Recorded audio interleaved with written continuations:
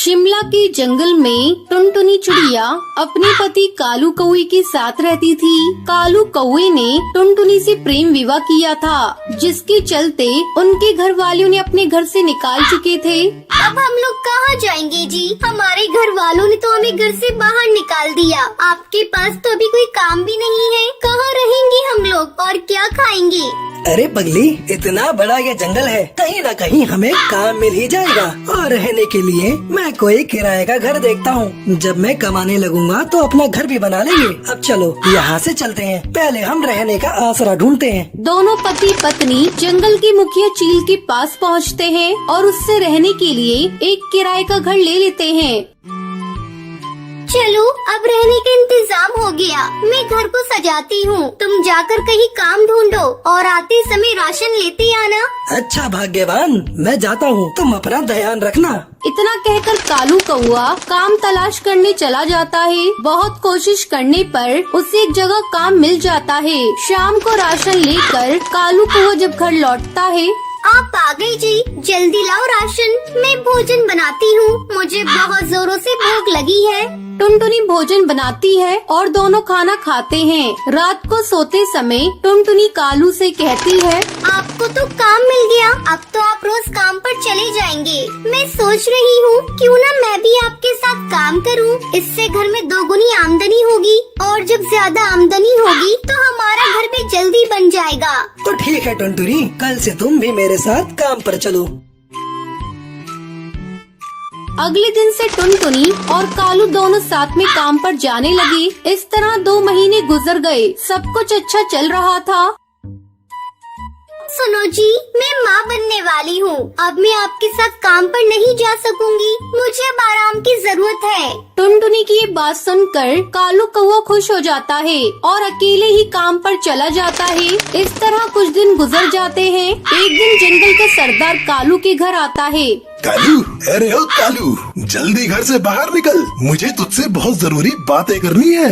मुखिया की आवाज सुनकर टुनटुनी चिड़िया घर से बाहर निकलती है। मुखिया जी, क्या बात है? आपको जो कहना है मुझसे कहिए। कालू तो काम पर गए हैं।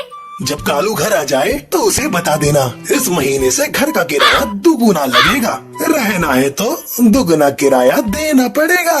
इतना कहकर मुखिया वहाँ से चला जाता है। शाम को टुनटुनी ये बात कालू को बताती है। अब क्या होगा जी? वैसे भी आजकल मैं काम पर नहीं जा रही हूँ। कमाई भी बहुत कम हो रही है। दुगना किराया हम लोग कैसे देंगे? कुछ ही दिनों में अपना बच्चा भी आने वाला है। उसे लेकर हम कहाँ कहाँ ठोकरें खाते फिरेंगे। मेरा तो दिमाग काम करना बंद कर दिया है। एक बार फिर से हम लोग बेघर हो जाएंगे। टुनटुनी, तू माँ बनने वाली है, तू इतना चिंता मत किया कर। तेरे और बच्चे दोनों के सेहत के लिए अच्छा नहीं होगा। रात हो गई है, कल सोचेंगे क्या करना है। फिर दोनों पति पत्नी सो जाते हैं। अगली सुबह कालू काम पर जा रहा था। वो उस समय बहुत परेशान था। उसे कुछ समझ में नहीं आ रहा था कि अब वो अपनी पत्नी को लेकर कहाँ जाएगा। इसी परेशानी में कालू कौवा अपना रास्ता भटक जाता है और एक पुरानी रेल की पटरियों के पास आ जाता है। अरे ये क्या, मैं तो अपना रास्ता भटक गया। थोड़ी देर आराम कर लेता हूँ, फिर आगे चलता हूँ। ऐसा सोचकर कालू कौवा एक पुरानी खंडर पड़ी रेल के डिब्बे के अंदर जाकर बैठ जाता है। उस रेल के डिब्बे की हालत खराब होने के कारण वो अब इंसानों के इस्तेमाल में नहीं थी। अरे ये रेल डब्बा तो बहुत पुराना है और बिल्कुल खाली पड़ा है। क्यों ना हम लोग इसी में अपना घर बना कर रहे। मैं अभी जाकर टुनटुनी को बताऊंगा। फिर कालू कौवा वहाँ से खुशी खुशी चला जाता है। शाम को जब वो घर लौटता है तो टुनटुनी को रेल के डिब्बे वाली बात बताता है। अगले दिन वो टुनटुनी और अपने सामान को लेकर उस डिब्बे के पास आता है। फिर दोनों पति पत्नी उस रेल के डिब्बे में घर बनाकर रहने लगते हैं। रामपुर के जंगल में टुनटुनी चिड़िया अपनी बेटी पिंकी चिड़िया के साथ रहती थी। उसका एक बेटा था गोलू चिड़ा। टुनटुनी चिड़िया बहुत ही गरीब थी। बहुत मुश्किल से मेहनत मजदूरी करके वो जैसे तैसे करके पैसे कमाती थी। उससे वो अपने घर का गुजारा कर लिया करती थी। बारिश का मौसम शुरू होने वाला था। टुनटुनी चिड़िया का पूरा परिवार चिंतित था।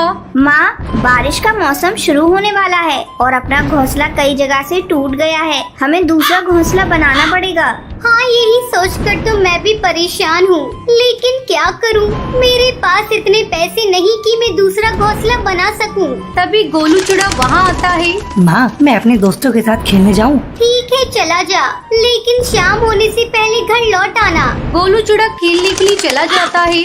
बोलो ना माँ, अगर बारिश अभी शुरू हो गई तो हम लोग कहाँ जाएंगे? तो रुक, मैं अभी कुछ सोचती हूँ, तब तक तू मेरे लिए चाय बना कर ला। पिंकी चिड़िया चाय बनाने चली जाती है और थोड़ी देर बाद चाय बनाकर अपनी माँ को देती है। टुनटुनी चिड़िया चाय पीने लगती है। पिंकी चिड़िया, मैं सोच रही हूँ क्यों ना मैं जहाँ काम करती हूँ वहाँ से कुछ रुपए कर्ज ले लूँ, फिर धीरे धीरे चुका दूंगी। माँ, पहले से ही तुम्हारे ऊपर बहुत कर्ज है, फिर से कर्ज लोगी तो हम खाएंगे कहाँ से? तो क्या करूँ पिंकी चिड़िया, तू ही बता। इस तरह कुछ दिन बीत जाते हैं और बारिश का मौसम शुरू हो जाता है। टुनटुनी चिड़िया अपने मालिक कड़कनाथ सेठ के पास कर्ज मांगने जाती है। सेठ जी, मुझे थोड़ा कर्ज चाहिए, मुझे अपना नया घोंसला बनाना है। बारिश हो गई है, मेरे पूरे घर में पानी टपक रहा है, रहना मुश्किल हो रहा है। अरे ओ टुनटुनी चिड़िया, तुम्हें और कर्ज मांगते शर्म नहीं आ रही है? पहले ही तुम्हारे ऊपर मेरा बहुत कर्ज है, पहले उसे चुकाओ। टुनटुनी चिड़िया चुपचाप वहाँ से चली जाती है। ऐसे में एक दिन जोरों से बारिश होने लगती है। टुनटुनी चिड़िया का पूरा घर पानी से भर जाता है। माँ, जल्दी चलो यहाँ से, अगर घोंसला टूट गया तो हम सब दबकर मर जाएंगे। ये सब देखकर टुनटुनी चिड़िया रोने लगती है।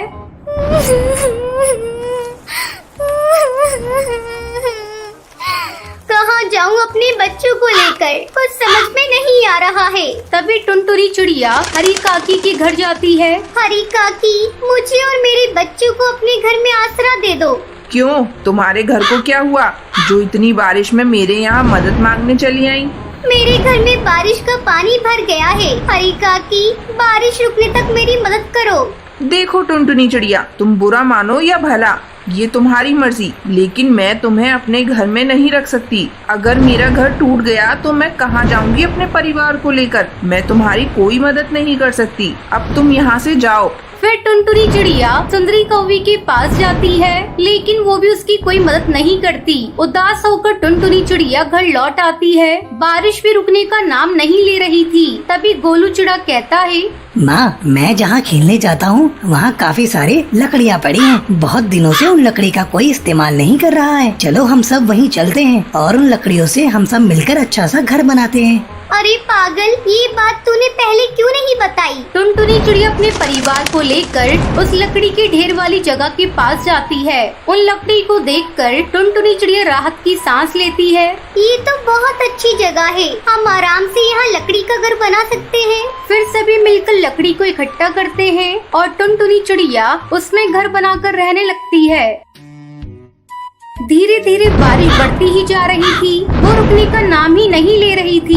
एक सप्ताह इस तरह गुजर जाता है। अचानक एक दिन सुंदरी कौवी का भी घोंसला टूट जाता है। वो अपने बच्चों के साथ जंगल में भटकने लगती है। तभी टुनटुनी चिड़िया की नजर उस पर पड़ती है। सुंदरी बहन, जल्दी इधर आओ। टुनटुनी बहन, क्या मैं भी तुम्हारे लकड़ी के घर में रह सकती हूँ? हाँ हाँ सुंदरी बहन, तुम भी यहाँ रह सकती हो। ये बहुत बड़ा घर है, हम सबने मिलकर इसे बनाया है और ये बहुत मजबूत भी है। तुम्हारा बहुत बहुत धन्यवाद टुनटुनी चिड़िया, जो तुमने इस मुसीबत में मेरी मदद की। इस तरह जंगल के कई पक्षी उस लकड़ी के बने घर में खुशी खुशी रहने लगते हैं। सोनापुर के जंगल में टूनी चिड़िया अपनी बेटी टुनटुनी चिड़िया के साथ रहती थी।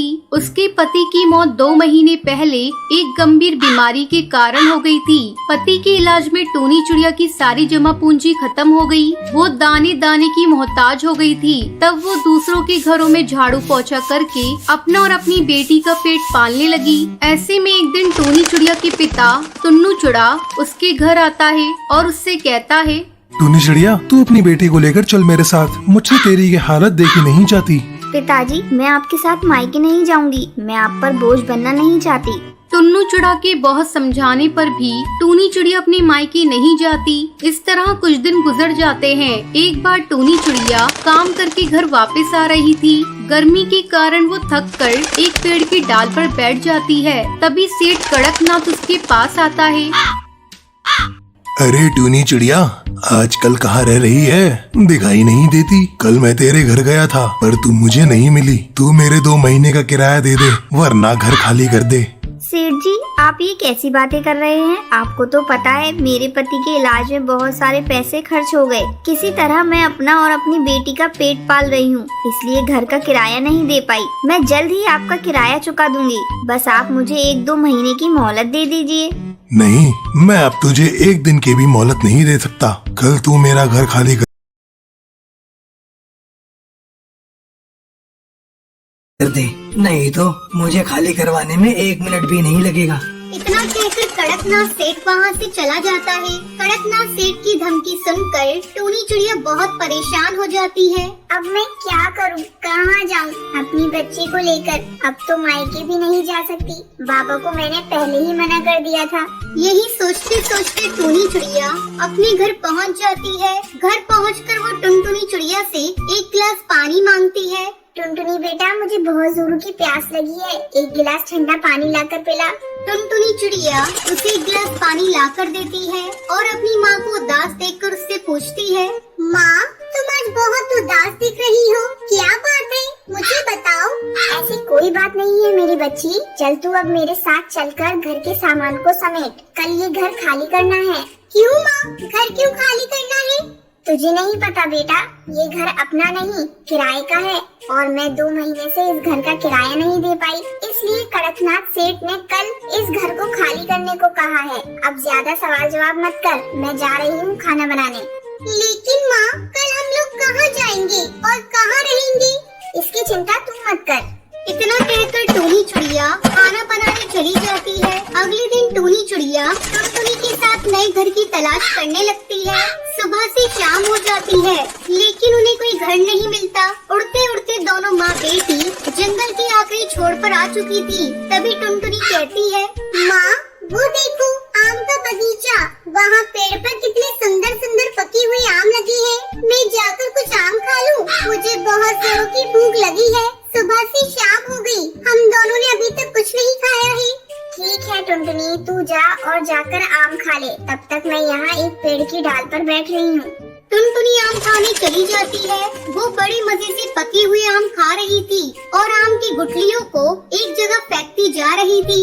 तभी उसके दिमाग में एक आइडिया आता है, क्यों ना मैं आम की गुठलियों से एक सुंदर सा घर बनाऊं? ये गुठलियाँ खराब भी नहीं होंगी और घर बना हुआ देखकर माँ भी खुश हो जाएंगी।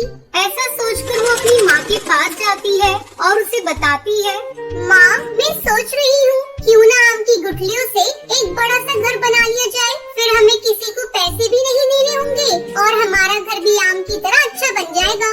ये तो बहुत अच्छा आइडिया है टुनटुनी चिड़िया, चल हम लोग अभी उस आम की गुठलियों से घर बनाते हैं। फिर दोनों माँ बेटी उन गुठलियों को इकट्ठा करती हैं और उससे एक बड़ा सा घर बनाती है। घर बन जाने के बाद जंगल के पक्षी उनके घर की बहुत तारीफ करते हैं और टुनटुनी चिड़िया से कहते हैं, अरे टुनटुनी बेटा, तूने अपनी माँ के बुरे वक्त में साथ दिया और आम का कितना सुंदर घर बना दिया। तू बहुत आगे जाएगी, भगवान तुझे खुश रखे। अपनी बेटी की इतनी तारीफ सुनकर टूनी चिड़िया बहुत खुश होती है और अपनी बेटी टुनटुनी के साथ खुशी